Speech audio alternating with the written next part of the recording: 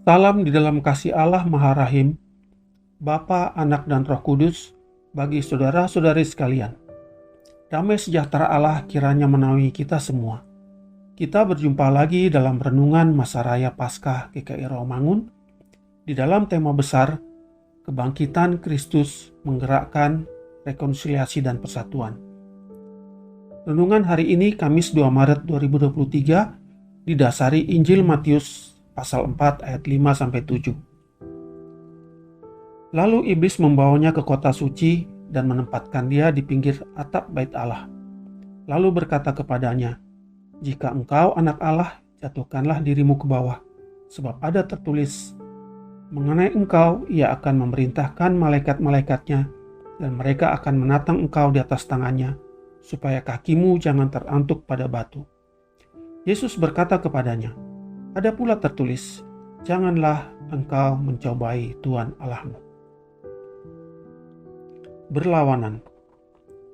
Bangsa Yunani menggambarkan dan mengistilahkan iblis sebagai pemecah belah yang membuat dua pihak saling berlawanan. Itu tergambar dan terekam dalam istilah yang mereka buat untuk sosok yang kita sebut iblis, yang dalam bahasa Yunani disebut diabolos. Kata diabolos berasal dari dua kata. Dia, yang artinya berseberangan atau arah berlawanan, dan balo, artinya melemparkan. Ya, diabolos, iblis adalah sang pemisah yang membuat dua pihak saling berlawanan, menjauh, dan tidak menyatu. Iblis pun coba memisahkan Yesus Kristus dari Allah. Iblis ingin memecah belah kesatuan kasih Yesus dengan Bapanya.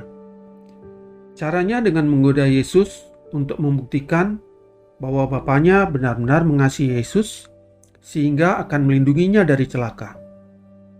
Sebuah godaan yang menantang agar terbukti kasih Sang Bapa kepada Yesus Kristus dan terbukti pula Yesus Kristus adalah anak Allah. Bukankah kita cukup sering mendengar orang berkata kepada kekasihnya, "Bila kamu sungguh mencintai aku, tunjukkan dong cintamu itu." Tidakkah terdengar nada ragu dan curiga dalam pernyataan semacam ini?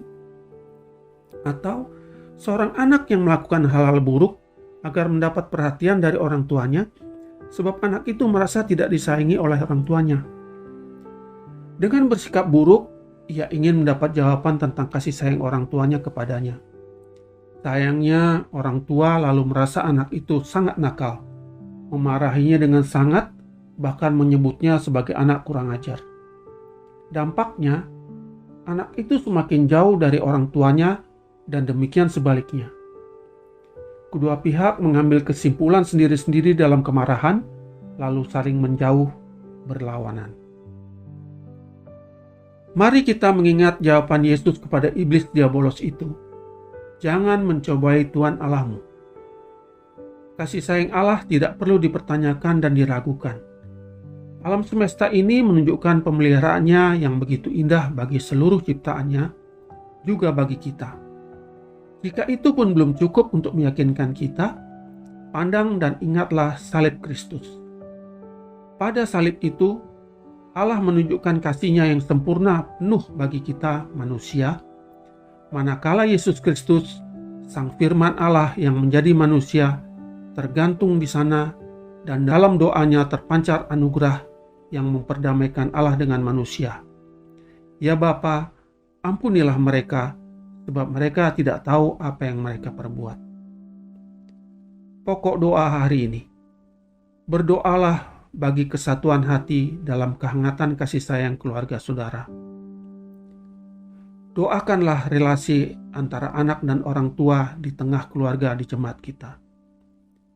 Berdoalah bagi persatuan bangsa Indonesia agar tidak mudah dipecah belah. Kiranya kita semua selalu dinaungi berkat Allah Maha Kasih, Bapa dan Anak dan Roh Kudus. Amin.